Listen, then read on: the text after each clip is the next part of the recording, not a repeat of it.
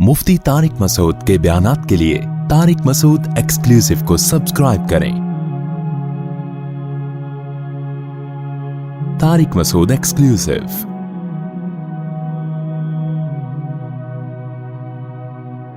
जअल लकुमुल लैला लिबासा, उसने रात को तुम्हारे लिए लिबास बनाया। वजअलन नौम सुबाता, नींद को कनेक्शन कटने का जरिया बनाया, डिस्कनेक्ट। जब हम जिस्म से मेहनत करते हैं, चलते हैं, टांगों को थकावट होती है, तो टांगों की थकावट दूर करने का तरीका क्या है? चलना छोड़ दें। हाथों से वजन उठाते हैं, थक जाते हैं, हाथ की थकावट दूर करने का तरीका क्या है? वजन उठाना छोड़ दें। लेकिन खोपड़ी तो सारा दिन सोचती रहती है, उसको आराम कैसे देंगे? सोचना छोड़ दें। तो ये अपने इख्तियार में है भाई चल रहे हो, बैठ जाओ, टांगे थोड़ी देर में रिलैक्स हो जाएंगी। सोचना छोड़ो कि मैं सोचूंगा नहीं अब, ताकि दिमाग को सुकून मिले। दुनिया छोड़ देगा आदमी, लेकिन सोचना नहीं छोड़। आवाज साफ आ रही है? तो दुनिया छोड़ देगा इंसान, लेकिन सोचना नहीं छोड़ सकता। जितना सोचना छोड़ेंगे उतना और सोचेंगे। और पंजाब वाले कहते हैं सोची पिया ते बंदा गया, इसी कहते हैं ना, सोची पिया, पता नहीं, एक सुना था हमने, सोची पिया ते बंदा गया। तो अल्लाह का कितना बड़ा करम है। अल्लाह फरमाते हैं तुम आराम के लिए लेटते हो, हम तुम पर नींद को मुसल्लत करके तुम्हारे दिमाग का कनेक्शन जो तार है ना, वो दुनिया से लीड ही काट देते हैं अल्लाह ताला। लीड क्या हो गई? कैसा खराटे लेके पड़ा हुआ होता है कई घंटे, कभी इधर करवट कभी उधर करवट। उसके बाद जब सुबह उठता है, कैसा दिमाग फ्रेश। सुबह के वक्त में ऐसा लगता है जैसे नई जिंदगी मिल गई हो। सुबह इतना सुकून होता है इंसान की तबीयत में। इस सुकून की सबसे बड़ी अलामत पता है क्या है? कि सुबह आप खामोश होते हैं। जो इंसान सुकून में नहीं होता ना, वो बोलता बहुत है। और जो सुकून में होता है वो क्या होता है? बोलो ना, अभी तो बोलने का टाइम है। ये साबित कर रहे हैं कि हम सुकून में हैं। देखो, सुबह सुबह फ्रेश होता है ना जहन, तो फजर की नमाज में आप आके देखें, नमाजी चुपचाप बैठे हुए होंगे, तमीज से। और आदमी मुंह नीचे करके बैठा हुआ होगा आराम से। इमाम अगर 2 मिनट लेट भी हो जाए, कोई पीछे मुड़ के नहीं देखता, तकलीफ नहीं होती किसी को, आ जाएगा भाई, को भागा थोड़ी जा रहा है। लेकिन ज़ोहर असर में देखें आप, एक गहमा गहमी, कोई उधर देख रहा है, कोई यूं देख रहा है, कोई घड़ी को देख रहा है, कोई पीछे देख रहा है, वजू खाने में इमाम कहाँ गया भाई। घरों में भी आप देखें, सुबह सुबह उठ के बच्चे स्कूल जा रहे होते हैं, माएँ उनको नाश्ते करा रही होती हैं, हल्की फुल्की बात होती है, बेटा ये ले आओ, ये कर लो, वो इस तरह, बस जो ज़रूरत की बात, टू द पॉइंट। वो खामोश होता है इंसान। सुबह उठें आप, मुंह धोएं, चाय वाय पिएं या नाश्ता करें, उसके बाद कोई आके बातें करना शुरू कर दे, इंसान को गुस्सा आता है। भाई चुप करके बैठो आराम से यार, सुबह सुबह के टाइम पे क्या लगाई हुई है, कहते हैं ना। इसलिए कि दिमाग में क्या होता है? सुकून। तो ये जो इंसान है ना, ये जितना सुकून में होगा उतना खामोश होगा। लोग उल्टा समझते हैं कि जितना बोलोगे उतना सुकून मिलेगा। ऐसा नहीं है। बोलना बेसुकूनी की अलामत है और बेवकूफ़ी की भी अलामत है। बच्चे ज्यादा बोलते हैं क्योंकि बेवकूफ़ होते हैं। हर वक्त बोलते रहेंगे कि नहीं बोलते रहेंगे? अबू ये क्या है, अबू ये क्यों, मैं क्यों करते रहेंगे। मैं क्या पालूं, मैं क्या करूं, मुझे ये चाहिए, मुझे वो चाहिए। जब थोड़े बड़े होते हैं तो चुप करके आराम से कोने में बैठे रहते हैं। हमारे हज़रत मुफ्ती रशीद अहमद साहब रहिमहुल्लाह ताला की महफिल में जब हम पहली मर्तबा गए, हज़रत की आधा घंटा महफिल होती थी, तो हम जब जाके बैठे हैं तो वो, हमारा ख्याल था आते ही बातें करना शुरू कर देंगे। वो आधा घंटा खामोश बैठे रहे, चुप बिल्कुल। हम कॉलेज से निकल के गए थे, हमने ये माहौल कभी देखा ही नहीं था। हम भी जाके चुप कर गए। हमें बोलते हुए अब डर लग रहा है, हम भी चुप करके तमीज से बैठ गए वहां। आधा घंटा वो चुप बैठे रहे। थोड़ा दाएं देखा, बाएं देखा, फिर अपने कोई तहरीर थी उनके हाथ में, थोड़ी सी उस पर नज़र की, फिर चुप। फिर किसी को देख के थोड़ा सा मुस्कुराए। हमने कहा अब बोलेंगे कुछ, बस मुस्कुराने पे इक्तिफा किया। भाई ये मिस कॉल है, फिलहाल इतना काफ़ी है, ठीक है ना। ये खामोश पैगाम था, पता नहीं क्या पैगाम दिया उन्होंने। आधे घंटे के बाद वापस चले गए। हमने कहा ये कैसी महफिल है भाई। लेकिन अजीब बात यह कि सुकून हमें इतना मिला, शायद ज़िंदगी में कभी ना मिला हो। ऐसा सुकून मिला, अरे ये क्या है भाई। ऐसी खामोश, जैसे सकीनत आसमान से उतर रही है। میرے بڑے بھائی ایک دفعہ آئے ہمارے یہاں مدرسے میں, سب طلبہ نا چپ چاپ بیٹھے ہوئے مطالعہ کر رہے تھے اپنا, تو وہ کئی گھنٹے ہمارے مدرسے میں رہے. تو جب وہ جانے لگے کہنے لگے اللہ کی قسم ایسا سکون زندگی میں کبھی بھی نہیں ملا جو یہاں کے ماحول میں, چپ چاپ سب بیٹھے ہوئے اپنے کام سے کام. لیکن آپ مختلف اداروں میں جا کے دیکھو, اپنے کام کے علاوہ دنیا کا ہر کام آدمی کر رہا ہوتا ہے.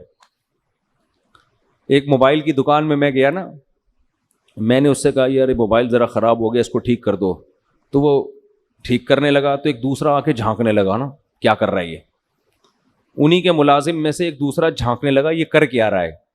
تو جو سیٹ تھا نا اس نے اس دوسرے کو ڈانٹ لگائی کہ تو اس کے کام میں ٹانگ کیوں اڑا رہا ہے, تیرا کام ہے موبائل سیل پرچیز کا, تیرا کام ہے, اس کا کام ہے ٹھیک کرنا, تو ادھر جھانک کے کیوں دے رہا ہے. اس کو یہ ڈر تھا کہ یہ اس سے کام تو نہیں سیکھ رہا کہیں, ٹھیک ہے. تو یہ بھی بے سکونی کی علامت ہے نا. تو بچے بہت بولتے ہیں, ہر وقت بولتے رہتے ہیں, ہر وقت بولتے چڑ چڑ پڑ پڑ کرتے رہتے ہیں بیٹھ کے. وہ بچوں پہ تو سوٹ کرتا ہے, بڑوں پہ سوٹ نہیں کرتا. دوسری بات یہ کہ مرد زیادہ بولتے ہیں یا خواتین زیادہ بولتی ہیں بھائی, خواتین زیادہ بولتی ہیں معذرت کے ساتھ. تو یہ خود خواتین کی اس بات کی علامت ہے کہ مردوں سے ان میں عقل تھوڑی زیادہ کم نہیں, تھوڑی سی کم ہوتی ہے. وہ مانتی نہیں ہے خواتین, لیکن خواتین کو دلیل سے یہ بات سمجھانی ہو نا تو ان کو یہ سمجھایا کریں کہ بچوں میں عقل زیادہ ہوتی ہے یا بڑوں میں, تو فوراً وہ کہیں گی بچوں میں عقل کم اور بڑوں میں زیادہ. پھر ان کو یہ کہا کریں کہ بچے زیادہ بولتے ہیں یا بڑے, تو وہ کہیں گی بچے زیادہ بولتے ہیں.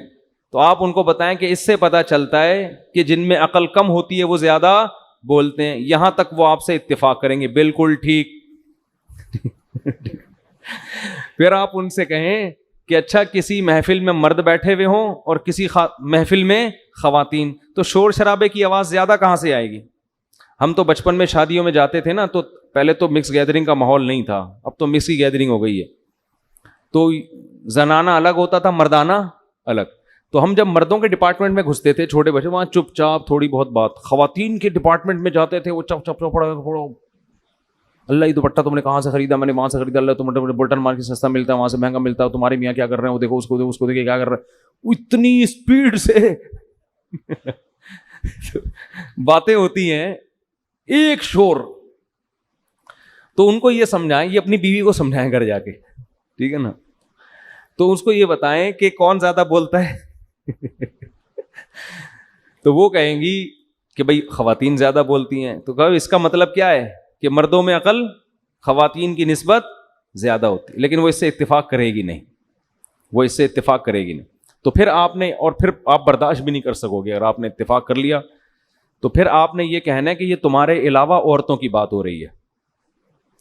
گھر والی سے کیا کہنا ہے کہ یہ جو میں اصول اور ضابطہ بیان کر رہا ہوں یہ تمہارے علاوہ کے بارے میں بیان کر رہا ہوں, تم بے وقوف نہیں ہو, تم دنیا میں سب سے ذہین ہو. نعرہ تکبیر لگائیں پھر, ٹھیک ہے نا. تو واقعی یہ قاعدہ کلیہ نہیں ہے, ساری ایک جیسے نہیں ہوتی. جو بیان سن رہی ہیں ان کے علاوہ حضرت عائشہ بھی تو تھی نا, کس قدر ذہین تھی. اچھا جو جلدی جلدی اسپیڈ میں بولتے ہیں یہ بھی اس کی علامت ہوتی ہے, ان میں عقل تھوڑی کم ہے. جو آرام آرام سے بات کرتا ہے نا سنجیدگی کے ساتھ ٹھہر ٹھہر کے, یہ عقل کے کامل ہونے کی علامت ہے. تو اب بتاؤ باتوں میں اسپیڈ کس کی تیز ہوتی ہے. لیکن حضرت عائشہ کی باتیں بہت ٹھہر ٹھہر کے ہوتی تھیں, بلکہ بعض صحابہ کو آپ نے ڈانٹ لگائی ہے.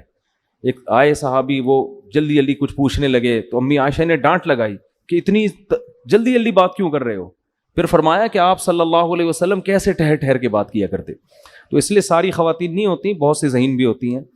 اور یہ جو آج ہم نے سورت پڑھی ہے نا اس میں ملکہ سبا کا بھی تذکرہ ہے. تو ملکہ سبا بڑی ذہین تھی, اس کا میں ابھی مختصر واقعہ آگے چل کے بیان کرتا ہوں. تو کہاں سے بات چل رہی تھی.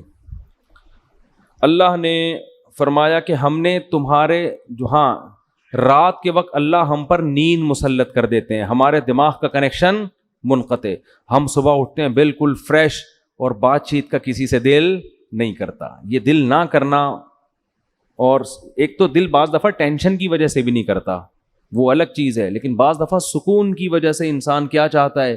خاموشی. تو یہ خاموشی میں اس کی علامت ہے بہت فریش ہے یہ اس وقت، اس کا ذہن بہت فریش ہے. تو یہ اللہ کی نعمت ہے، اللہ نے نیند مسلط کی.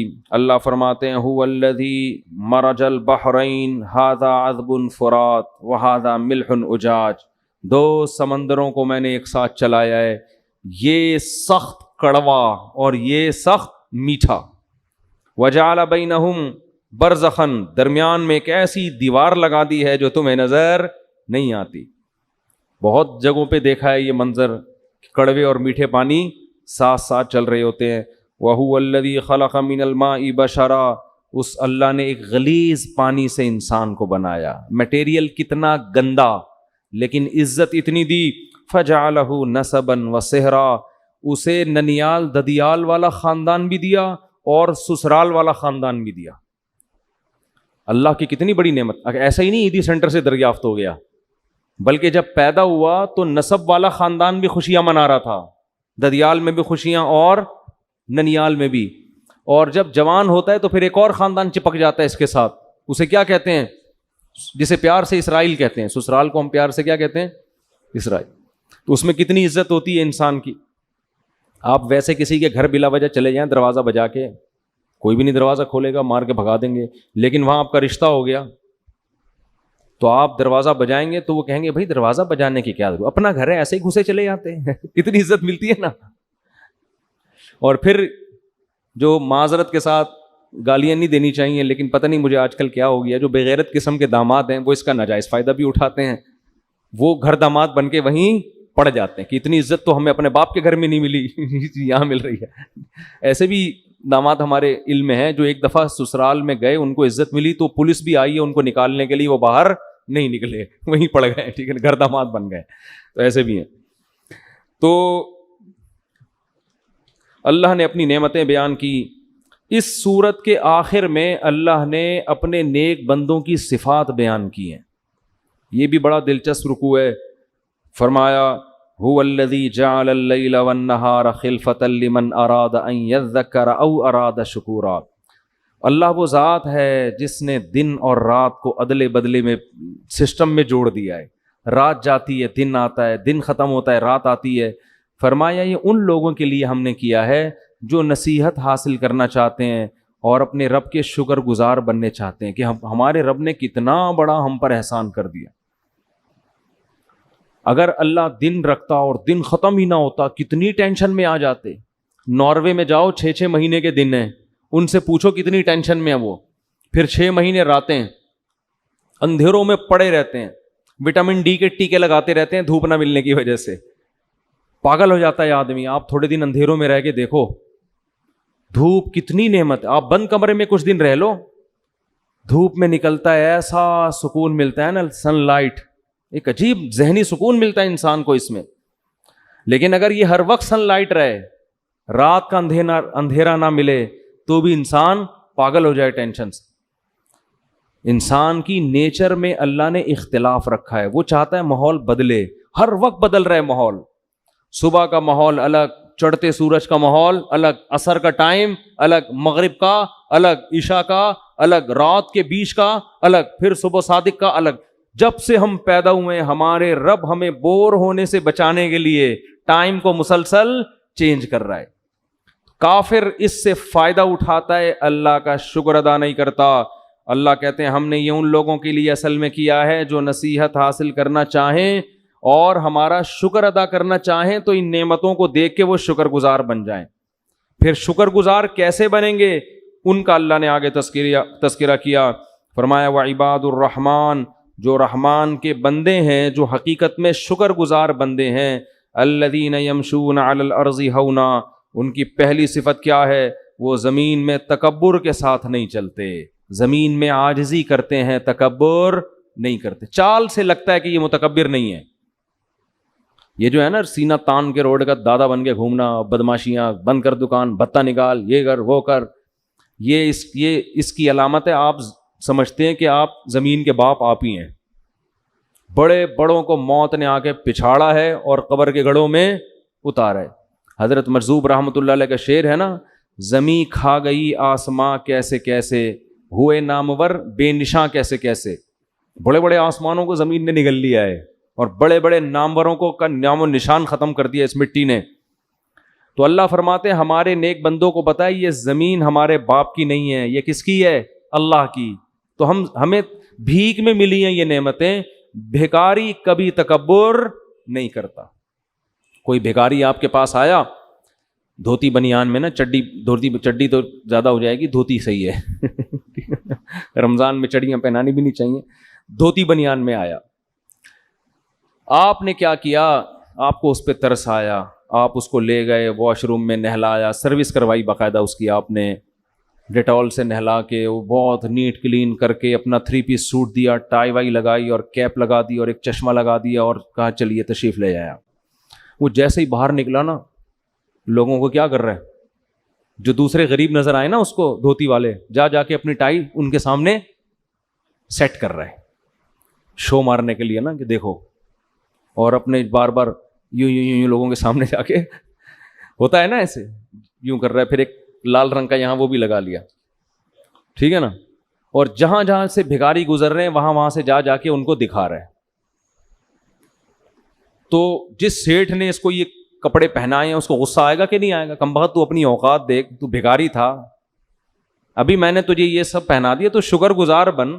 جو ملے بولے بھائی میرا کہاں ہے، یہ تو سیٹھ صاحب نے دے دیا، ہم تو دھوتی بنیان والے لوگ ہیں، یہ تو سیٹھ صاحب کا احسان ہے کہ سیٹھ صاحب نے ہمیں اتنا اچھا ڈریس پہنا دیا.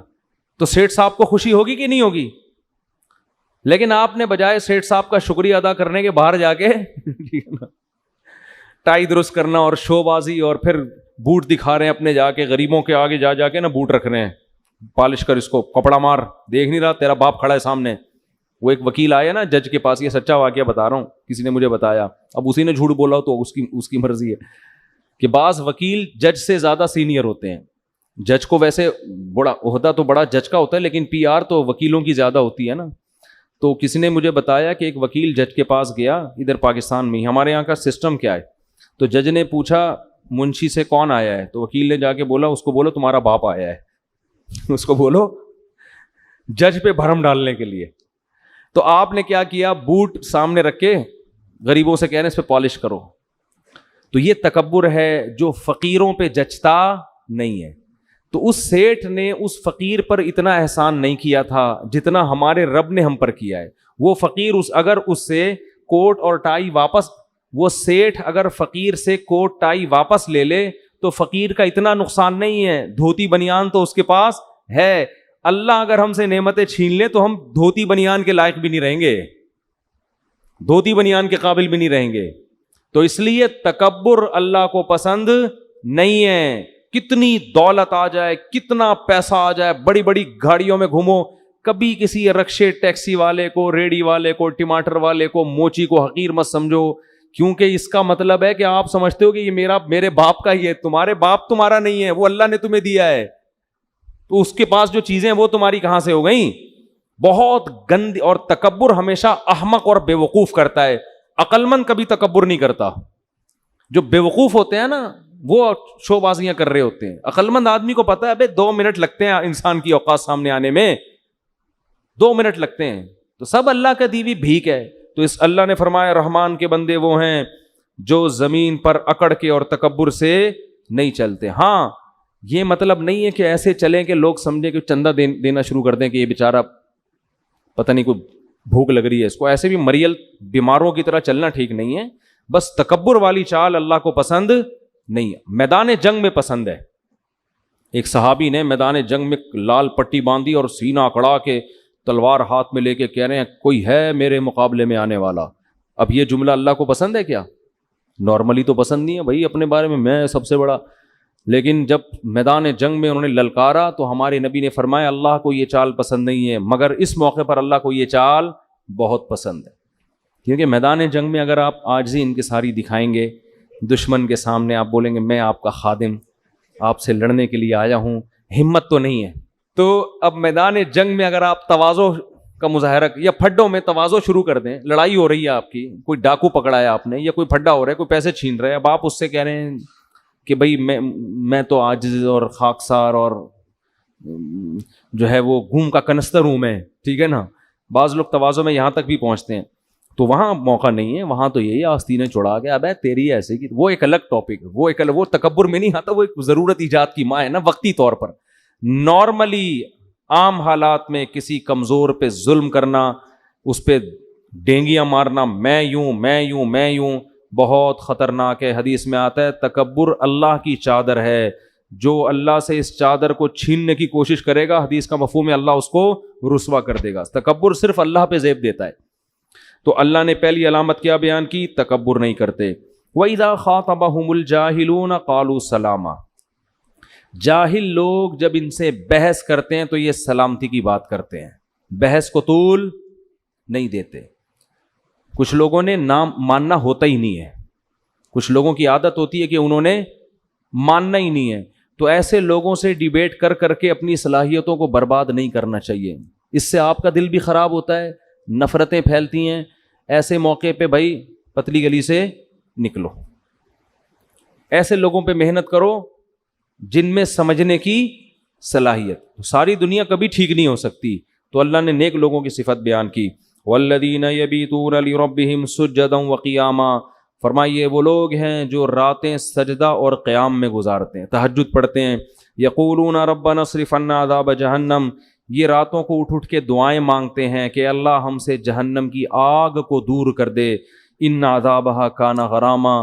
بے شک اس کا عذاب بڑا چمٹ جانے والا ہے اور یہ بہت ہی برا ٹھکانہ ہے. تو اس کا بھی آج لوگ راتوں کو اٹھ کے دعائیں دنیا کی زیادہ مانگتے ہیں, آخرت کی کم. تو مسلمان کی دعائیں آخرت کی زیادہ ہونی چاہیے, جہنم کی آگ سے بچت ہو جائے, جنت مقدر ہو جائے. اذا انفقوا لم یسرفوا ولم یقتروا. فرمایا جب خرچ کرتے ہیں تو نہ تو اپنی آمدن سے زیادہ کرتے ہیں اور نہ بہت کنجوسی کا مظاہرہ کرتے ہیں. وکان بین ذلک قواما. بیچ کی راہ اختیار کرتے ہیں. اتنا خرچ کرنا کہ کل دوسروں سے بھیک مانگنا شروع کر دو, اس کو اسلام میں اسراف کہا جاتا ہے. یہ بھی اللہ کو پسند نہیں ہے. اور ایسے کنجوس کے ہاتھ یہاں ہوں کہ جیب سے روکڑا ہی نہیں نکل رہا, نہ اپنی ذات پر خرچ کر رہا ہے, نہ گھر والوں پہ خرچ کر رہا ہے, نہ بچوں پہ خرچ کر رہا ہے. اچھی بھلی تنخواہ ہے, بس وہ بحریہ ٹاؤن میں پلاٹ میں انویسٹ کرتا چلا جا رہا ہے کہ بچاؤ پیسہ بچاؤ. پلاٹ جو لوگ خریدتے ہیں نا وہ کون سا استعمال کے لیے, وہ بھی انویسٹمنٹ کہ پیسہ بچاؤ کل کام آئے گا. کل نہیں بھائی, آج جو کام آ گیا وہ تو ہے, کل کا کیا بھروسہ زندہ رہو کہ نہیں رہو. جیسے مجھے لوگ کہتے ہیں کہ آپ چھوڑ دو, کیا آپ نے دوسری شادی کیوں کی تھی نا جب میں دوسری کر رہا تھا, کہ زندگی کا کیا بھروسہ ہے. میں نے کہا بھروسہ نہیں اس لیے تو جلدی جلدی کر رہا ہوں میں, بھروسہ ہی تو نہیں ہے. صحیح ہے نا, جب میں دوسری کر رہا تھا اس وقت کی بات ہے. تو بھائی ہم چاہتے ہیں کہ ایک فضیلت کی موت مریں, کنوارے پن کی موت اللہ کو پسند نہیں ہے. تو اس کا مطلب شادیوں والی موت اللہ کو کیا ہے, بلکہ بعض لوگ تو شادی کی وجہ سے مرتے ہیں, مرے اس وجہ سے کہ وہ تو میرا خیال ہے شہادت کا درجہ ملے گا, بتائیں گے اللہ میں نے کی تھی اس وجہ سے مر گیا میں. تو ایسا ری ایکشن ہوتا ہے نا سامنے سے. خیر ایسے واقعات ہیں سچی مچی کے ہیں, دوسری شادی کی مری گئے وہ, یہ سچی بتا رہا ہوں, جھوٹ موٹ نہیں سمجھیں اس کو آپ, سچی مچی میں مر گیا بندہ. پہلی میں بھی بہت مرے ہیں جی بتاؤ, یہ بھی آپ کو سچی مچی کے واقعات ہیں. تو خیر, تو خرچ کرے انسان, خرچ کرے آخرت کے لیے. کیا کرے؟ انویسٹ. یہ جو کہتے ہیں نا روپیہ بچاؤ کل کام آئے گا, او بھائی کل کا کوئی بھروسہ نہیں ہے. ابھی جوانی ہے, کھاؤ پیو, کھلاؤ بھی کھاؤ بھی, کل کا کیا پتا. اور اگر کل کام لانا ہے تو کل وہ جو واقعی کل ہے, جو فیوچر ہے, جو قبر کے بعد کی زندگی ہے, اس کے لیے بچا کے رکھو. امی عائشہ, حضرت بریرہ تھیں, حضرت عائشہ تھیں رضی اللہ عنہ, نبی گھر میں آئے, فرمایا کھانے کو ہے, تو انہوں نے فرمایا کہ یا رسول اللہ کچھ گوشت آیا تھا, سری وری آئی تھی, میں نے صدقہ کر دیا, تھوڑا سا بچا ہے. فرمایا جو کر دیا نا صدقہ وہ بچ گیا ہے, یہ تو ختم ہو جائے گا. تو بچا ہوا تو وہ ہے, یہ تھوڑی بچا, یہ تو بھی ختم ہو جائے گا. تو ہم کہتے ہیں جو خرچ کر دیا وہ فنا ہو گیا. نہ جو اللہ کے لیے خرچ کر دیا اصل میں وہی بچا ہے. آپ کا مال صرف وہی ہے, باقی تو سب ختم, فنش. اور جو کھا نہیں رہے وہ تو ویسے ہی کسی کے کام کا نہیں, وہ تو آپ کے ورثہ کے کام آئے گا. وہ بھی کم بختوں کے جب کام آئے گا جب کھائیں گے, ورنہ وہ اپنی اولاد کا سوچ کے بچانے لگے تو ان کے کام بھی نہیں آئے گا. پھر ان کی اولاد بھی یہ سوچ کے نہیں کھائے گی کہ ہماری اولاد کا. تو قیامت تک جو آخری انسان ہوگا نا, وہ اس چکر میں شاید کھا لے کہ میں آخری آدمی آیا ہوں اب میں تو کھا لوں, لیکن وہ بھی نہیں کھائے گا کیونکہ اس کو تھوڑی پتا ہوگا کہ میں لاسٹ میں پیدا ہوا ہوں. اس کو قیامت تو اچانک آئے گی نا, وہ بھی کم بخت نہیں کھائے گا اس چکر میں کہ میں اپنے بچوں کو کھلاؤں گا, تو خود پتہ نہیں کب کھائے گا, کون کھائے گا. بچے 2 ہاتھ 2 ٹانگیں لے کے پیدا ہوئے ہیں, ان کو بھی خود کچھ کرنے دو اپنے ہاتھوں سے, اتنا زیادہ ٹینشن بچوں کی نہ لو. خیر اللہ نے فرمایا ہمارے نیک لوگ نہ کنجوس ہوتے ہیں اور نہ حد سے تجاوز کرتے ہیں. والذین لا يدعون مع اللہ الہا آخر, بڑا مزہ آتا ہے یہ آیت پڑھنے میں. فرمایا ہمارے نیک بندے اللہ کے ساتھ کسی اور کو نہیں پکارتے. اسلام کا جو حسن ہے نا سب سے زیادہ وہ توحید میں ہے, ایک بس ایک. یہ نہیں کہا کہ اللہ کے سوا کسی کو نہیں پکارتے, نا نا نا نا, لا یدعون نہیں پکارتے, مع اللہ اللہ کے ساتھ کسی اور کو. ہم دعاؤں میں صرف کس کو پکارتے ہیں؟ اللہ کو. اسی کا اللہ کو واسطہ دیتے ہیں کہ اللہ ہم نے تو یہ ہاتھ آج تک کسی کے سامنے نہیں اٹھایا. کوئی گناہ ہو جائے یہی واسطہ دے کے توبہ کرو, اللہ کسی اور کے در پہ نہیں جا رہا. تو یہ اللہ کو بہت پسند ہے یہ عادت. وَلَا يَقْتُلُونَ النَّفْسَ الَّتِي حَرَّمَ اللَّهُ, جس نفس کے قتل کو اللہ نے حرام کر دیا, جس انسانی جان کے قتل کو, اس انسانی جان کو یہ قتل نہیں کرتے, یعنی ناحق قتل نہیں کرتے. وَلَا يَزْنُونَ, فرمایا اور زنا نہیں کرتے. وَمَن يَفْعَلْ ذَلِكَ يَلْقَ أَثَامًا, جو بھی یہ کام کرے گا قتل نفس یا زنا, جو بھی یہ کام کرے گا یلقا اساما, وہ بہت بڑے گناہ سے ملے گا, اپنے سر پہ قیامت کا دن بہت بڑا بوجھ لے کے آئے گا. یضاعف لہ العذاب, اس کو بہت سخت عذاب دیا جائے گا قیامت کے دن, اور اس میں ذلیل ہو کر پڑا رہے گا. الا من تابا, ہاں جو موت سے پہلے توبہ کر لے. کیسی خوشخبری دی, کیسی امید دلائی. پہلے اللہ نے اتنے بڑے عذاب کی دھمکی دی, جو زنا یا قتل کر لے بہت سخت عذاب ہے. فرمایا الا من تابا, ہاں جو توبہ کر لے. آمنا, غیر مسلم ہے تو ایمان لے آئے. وعمل صالحا, آئندہ کے لیے اپنی زندگی درست کر لے. فاولئک یبدل اللہ سیئاتہم حسنات, ان کی برائیوں کو اللہ نیکیوں سے تبدیل کر دے گا. وکان اللہ غفورا رحیما. سوال پیدا ہوتا ہے اللہ تو نے اتنا بڑا آپشن کیوں دے دیا, اتنا بڑا اس نے جرم کیا تھا, توبہ کا دروازہ تو نے کیوں کھول دیا بھائی؟ اب وہ معذرت کر رہا ہے, رو رہا ہے تیرے سامنے, تو کیوں معاف کر رہا ہے؟ جرم پہ کچھ تو سزا ملنی چاہیے. اس کا جواب دیا من تاب وعمل صالحا, جو توبہ کرتا ہے اور نیک عمل اختیار کرتا ہے, فإنہ یتوب الی اللہ متابا, اس نے اللہ کی طرف توبہ کی, اللہ کا در کھٹکھٹایا ہے. تو تم اس کے جرم کو تو دیکھ رہے ہو, یہ نہیں دیکھ رہے کہ توبہ کے لیے آ کس کے دروازے پہ رہا ہے. تو اللہ سے کیسے تم, ابھی اللہ تمہیں ترغیب دے رہا ہے سخاوت کی ہے بھائی پچھلی آیتوں میں, تو تم اللہ سے یہ کیسے امید لگا کے بیٹھ گئے کہ وہ سخاوت نہیں کرے گا؟ تو اللہ فرماتے ہیں وہ اللہ کا در کھٹکھٹا رہا ہے. تو جیسے اللہ کا غضب بہت سخت ہے, اللہ کی رحمت بھی بہت زیادہ ہے. تو جو اللہ کا در کھٹکھٹائے, کوئی سیٹ کے گھر پہ کوئی بھکاری آئے اور سیٹ اس بھکاری کو نہ دے, لوگ اس سیٹ کی طرف انگلیاں اٹھائیں گے بڑا کنجوس ہے, تو میرے در پہ آ کے معافی مانگ رہا ہے, سوری کر رہا ہے, اور میں اس کو معاف نہ کروں, یہ کیسے ہو سکتا ہے؟ تو اللہ نے یہ پوری تفصیل نہیں بتائی, اللہ نے تو صرف اشارہ دیا یتوب الی اللہ متابا. رے وہ اللہ کے در پہ آ رہا ہے, تم اشکال کر رہے ہو کہ کیسے معاف ہوگا بھائی؟ تو وہ کوئی کسی عام آدمی کے گھر پہ تھوڑی گیا ہے. انسانوں کے ظرف چھوٹے ہوتے ہیں, اللہ کا ظرف بہت بڑا ہے. تو جیسے اس کی سزا بہت بڑی ہے, معاف کرنے کا اس کی جو رحمت ہے اور اس کا جو ظرف ہے معاف کرنے والا, وہ بھی کیا ہے؟ لامحدود ہے. پھر اللہ نے فرمایا والذین لا یشہدون الزور, یہ جھوٹ کی محفلوں میں نہیں, جھوٹی گواہیاں نہیں دیتے. وَإِذَا مَرُّوا بِاللَّغْوِ مَرُّوا کِرَامًا, اور جب لغویات سے گزرتے ہیں تو عزت کے ساتھ گزر جاتے ہیں. لغویات کیا ہے؟ جوئے کی محفلیں اور خام خواہ کی بیکار موسیقی اور یہ جو ڈرامے فلمیں, یہ لغویات ہیں سب, جس کا نہ دین کا کوئی فائدہ نہ دنیا کا. ایسی لغو محفلوں میں وہ دلچسپی نہیں لیتے. والذین اذا ذکروا بآیات ربہم, جب ان کو رب کی آیات تلاوت کی جاتی ہیں تو اندھے بہرے ہو کے نہیں گزرتے, اسے سنتے ہیں کہ ہمارا رب ہم سے کیا کہہ رہا ہے. والذین یقولون ربنا, آخری علامت, یہ وہ لوگ ہیں جو یہ دعا مانگتے ہیں ربنا ہب لنا من ازواجنا وذریاتنا قرۃ اعین, اے اللہ ہمیں ہماری بیویوں اور اولاد کی طرف سے آنکھوں کی ٹھنڈک عطا فرما، وجعلنا للمتقین اماما، اور ہمیں پرہیزگار لوگوں کا امام بنا۔ اس آیت کا کیا مطلب ہے؟ پرہیزگار کا امام کا مطلب یہ نہیں کہ اگلے الیکشن میں میں ہی جیت جاؤں تاکہ میں ان سب لوگوں کا امام بن جاؤں۔ مطلب یہ ہے کہ ہر شخص کسی نہ کسی کا امام، مقتدا اور لیڈر ہوتا ہے۔ مرد اپنے گھر میں سربراہ ہوتا ہے، وہ لیڈر ہے، وہ سربراہ ہے بیوی اور بچوں کا۔ عورت سربراہ کس کی ہوتی ہے؟ اپنے بچوں کی۔ تو اے اللہ ہمارے ماتحتوں کو نیک بنا دے تاکہ ہم سربراہ کس کے بنے؟ نیک لوگوں کے۔ یعنی ہمارے ماتحت جو بھی ہو، چاہے کوئی کمپنی میں آپ جاب کرتے، کمپنی آپ مالک ہیں، کہیں بھی آفیسر ہیں، کچھ بھی کوئی بھی رینک، آپ فوجی ہیں، آپ کے ماتحت فوجی ہیں، آپ کوئی آفیسر ہیں، تو ہمارے ماتحت لوگوں کو کیا بنا دے؟ نیک، پرہیزگار بنا دے، تاکہ قیامت میں ہم فخر کر سکیں کہ ہمارے ماتحت نیک لوگ تھے۔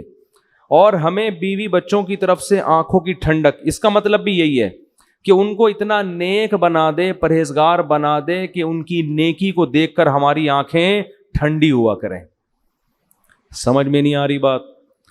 اس سے پتہ چلتا ہے کہ نیک لوگوں کا یہ جذبہ ہوتا ہے کہ ان کے گھر والے بھی کیا بن جائیں؟ نیک۔ ان کی بیوی پردہ کر لے، بچے نماز روزے میں دلچسپی لیں، چرس ہیروئن یہ چھوڑ دیں، ڈرامے فلمیں چھوڑ دیں، گھر کا ماحول کیا ہو جائے؟ انسانوں والا، جو کہ آج کل نہیں ہے۔ تو پھر ہم جب گھر میں یہ ماحول دیکھیں تو ہماری آنکھیں کیا ہوں؟ ٹھنڈی۔ کتنی پیاری بچیاں لگتی ہیں اسکارف لے کے قرآن پڑھ رہی ہوں گھر میں، لگتی ہیں کہ نہیں لگتی؟ اچھا مجھے ایک بات بتاؤ، بچیاں اسکارف میں اچھی لگتی ہیں یا اسکرٹ میں؟ باپ کو اپنی بیٹی کس ڈریس میں اچھی لگے گی؟ اسکارف میں۔ وہ پب جی کھیلتی ہوئی اچھی لگے گی، فلم دیکھتی ہوئی، یا قرآن سامنے اور یہاں قاری صاحب بچوں کو لے کے بیٹھتے ہیں، بچیاں بھی ہوتی ہیں بچے بھی ہوتے ہیں، قرآن پڑھا رہے ہوتے ہیں قاری صاحب نا، تو ذرا آ کے منظر دیکھا کریں، کیسا پیارا منظر لگتا ہے یار، سارے بچے بیٹھے ہوئے ایسے ایسے نا ہل رہے ہوتے ہیں بیٹھ کے، اتنے پیارے لگ رہے ہوتے ہیں۔ بچے نماز پڑھتے ہوئے بڑے اچھے لگتے ہیں گھر کے اندر، بچیاں اسکارف لیتی ہیں اور نماز میں نیت باندھ کے کھڑی ہو جاتی، کیسا پیارا ماحول لگتا ہے۔ تو جب لگتا ہے تو پھر یہ ماحول بناؤ نا گھر کے اندر، خود گھر میں اپنے بچوں کے ساتھ بیٹھ کے فلم دیکھ رہے ہیں۔ او بھائی تمہیں اگر اللہ نہ کرے چسکا لگ گیا ہے تو کنڈی لگا کے دیکھ لو، بچوں کو کیوں برباد کر رہے ہو؟ آپ تو تباہ ہو گئے، اللہ بچائے ہم سب کو، توبہ کی توفیق دے۔ آپ نے تو جو بننا تھا بن گئے، ان بچوں کو تو کم از کم خراب نہ کرو نا۔